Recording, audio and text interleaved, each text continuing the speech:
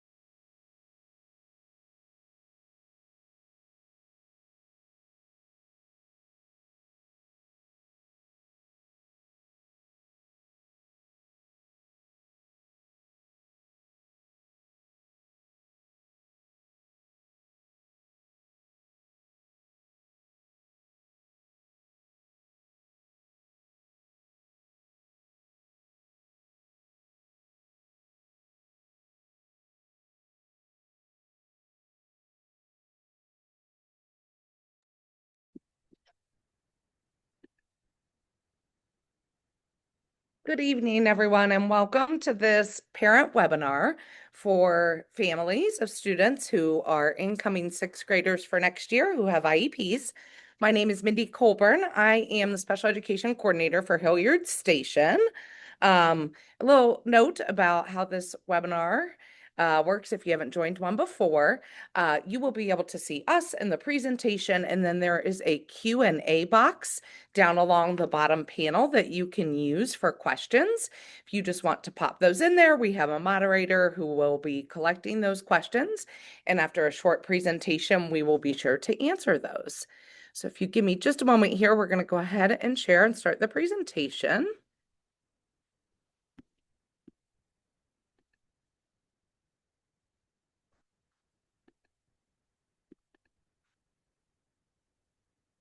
Okay, so as I said, my name is Mindy Colbert. I'm the special education coordinator for Station. At Station, our principal is Matt Trimpitis, and our assistant principal is Lauren Schmidt. Our school counselors at Station are Amy Graber and Drew LaBeouf, and our nurse is Katie Friends. Hi, everybody. I am Mike Ham. I am the special ed coordinator for the other sixth grade building, Tharp. Thanks for joining us. We're really excited to get your kids started off to a good start next school year at our sixth grade buildings. At Tharp, we have Scott Snyder is our principal, and then Taryn Price and Molly Hart are our school counselors. Obviously, I'm there. My name's there as a special ed coordinator, and then Katie Friends is our school nurse there. Just a little bit about sixth grade and the way that the teaming concepts works is that you have students are placed on teams and that kind of thing. Those teams are approximately made up of 100 to 120 students and that kind of thing. One of the like different types of shifts is that your child will actually have a teacher for each of their core subject areas. So they will have a teacher for language arts, a different teacher for their science, and again, another different teacher for social studies and math. So it says each sixth grade team is supported by at least one intervention specialist. There are teams, depending on the makeup of those things and sometimes the numbers, where we might have an additional intervention specialist helping provide support within those teams. Great. Next, just continuum of instruction. You will find, even though this is a transition for students, that our service delivery model doesn't change all that much in the shift from going from elementary school to the secondary education world. That specially designed instruction that your student receives is just like it has been in elementary school. It's based on your child's IEP and his or her unique needs. So based on that IEP, the instruction could take place in a wealth of different places, and it may be different based on different goals. So that instruction may take place in the general education classroom, where a student may not need extra support and is it with general education peers. It may be in that general education classroom, but being co-taught as a course that is taught by the intervention specialist along with the general education teacher each day. Also, it could be in a small group setting where a student is pulled out into a small group where some remediation can be provided and some specially designed instruction that is prescribed in the student's IEP. There are times there is that teaming concept for sixth grade that Mike talked about where it's about 100 to 120 kids who are on the same team. There are times based on a student's need where they may need to go to another team to access a certain class that best meets their needs and has the supports they need just for an individual course. So it really looks based on your students' needs, individual to what sort of support that they're going to require. Just like in elementary, your student is receiving some specially designed instruction as well as just maybe general support within that general ed curriculum. And that happens throughout the day in elementary. They usually try to do that with students during times of intervention that's already constructed. The sixth grade building does it very similarly in that they have an intervention period as well, which is they either call it supported studies or they call it decisions period. So supported studies and decisions, it's a daily class period in sixth grade. We really recommend that at least for the first semester, our students with IEPs are in those particular classes. And it says that you do not need to choose this while scheduling electives because electives can also take place during that same period of time. So supported studies period should be already uploaded into home access for your student. If for some reason it does not show up in there, please contact your current school counselor at the elementary level or even at the sixth grade building so that we can make sure that we get that into your child's schedule. So the supported studies decision period, it is every day and it lasts for 44 minutes. During that time, that is where your child will get specially designed instruction as well as assessment on IEP goals and objectives. They could also get academic support in terms of us maybe front loading some of the general ed curriculum, maybe reteaching concepts that took place either that day or maybe the day prior. It allows them a chance to get maybe some accommodations during assessment or homework help. Decisions and that kind of thing is probably more focused on executive functioning support with organization or test taking strategies or things of that nature. Okay, as far as preparing for the transition, we know the principals for both buildings and the counseling team held the general information night for families a week or two ago. Please know your fifth grade team is the team right now who knows your student best. So asking them any general questions is a great place to start. Those folks are also great about reaching out to the sixth grade team if they do have questions or if there's something that needs answered.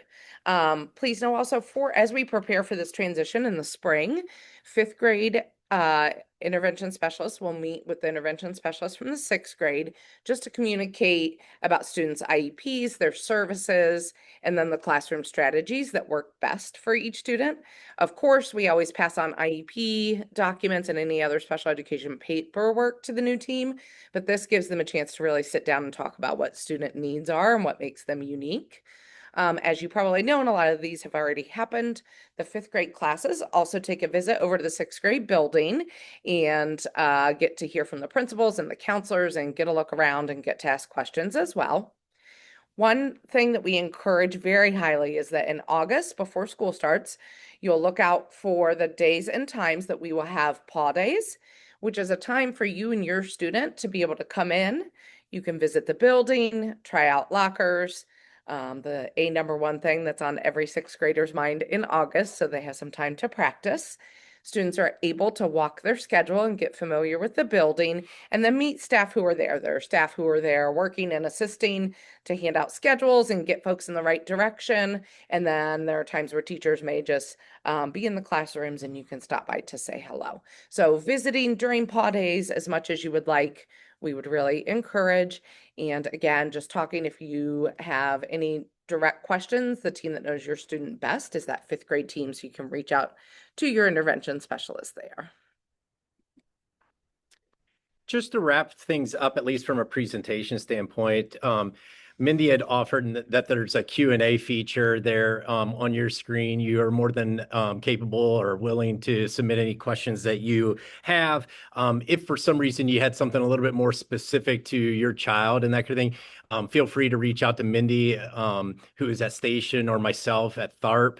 I would say too is that probably your fifth grade team and that kind of thing knows your child and you even better than what Mindy and I do. So don't hesitate to reach out to them as well if you have specific questions that they might be able to facilitate.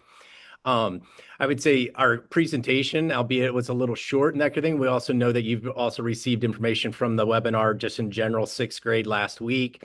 And we wanted to kind of give you a unique perspective on some of the services and how those things are outlined at the sixth grade building. We will, there are a handful of questions that have come in thus far, and we're going to stick around to answer some of those things. We'll read off the question that was asked, and then we'll give you a response to those items. And but you can continue to put questions in as we are talking. And we will go ahead and stop sharing the presentation. We do have the questions just for ease of use off to the side. So you may see us looking over there to read your question and be able to answer it. So we will kick it off with the first question.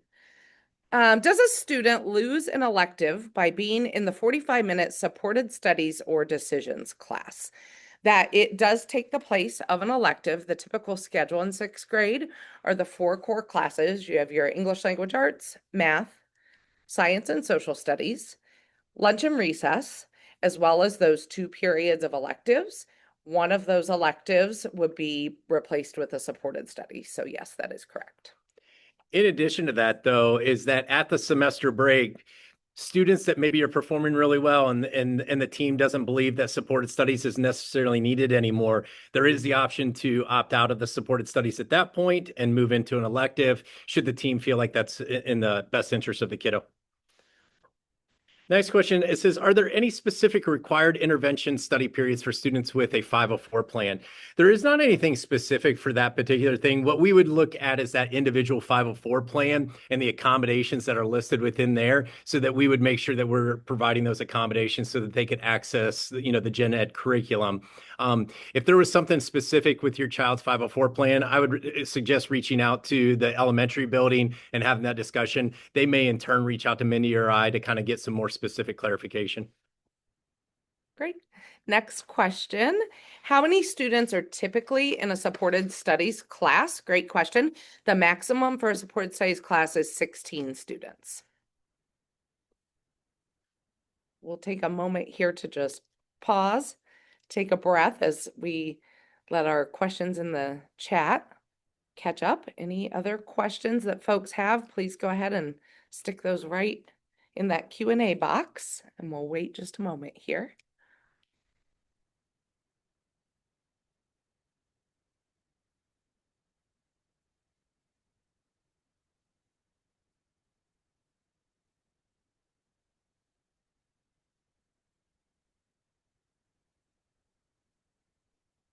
Okay, it doesn't look like we have anything else coming through. Yeah. Well, Mindy and I really appreciate you guys taking, oh, I'm sorry. Yep. How is Oh, the decision made between supported studies or decisions? Great question. Supported studies has by and large a more academic goal basis, if that is your student's main need. A decisions period focuses more on behavior goals and social skills and that sort of thing. this is a good question. Do you typically see students with IEPs thriving in this transition to sixth grade or more of a struggle? Um, I'm new to Hilliard City Schools, and I had questions about that too, with the transition of fifth grade to sixth grade and it being a 1 year building, and I wondered that myself. I can tell you, and Cindy would offer the same thing. The teams at Tharp and Station are they're pretty commendable, and we find that they do a great job of supporting our students in that transition. They build really quick, formidable relationships with our kids and families, and we're really excited about the transition. We find like that most of our students have a lot of success. Just one little piece to tack onto that. During our master facility planning process, resoundingly, the feedback we got from parents by and large was wanting to keep the sixth grade building that is unique to Hilliard. Oh, when does a student get their OG services? We would take a look at the IEP. I would say that OG services are pretty unique and that they are challenging to be able to provide that level of instruction within the gen ed classroom. So typically those are done in a small group setting, which would take place during that supported studies time or that decisions. When do we find out if a supported studies or other elective is recommended? Uh, please just reach out to your fifth grade intervention specialist, your student's case manager, intervention specialist to have that discussion. That team will make that decision. By and large, it is recommended for students on IEPs. So.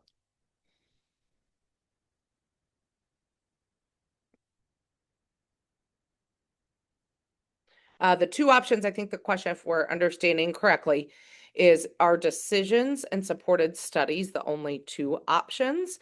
So yes, supported studies being more of an academic focus, and then decisions being more of a behavior focus, whichever is your student's most predominant need.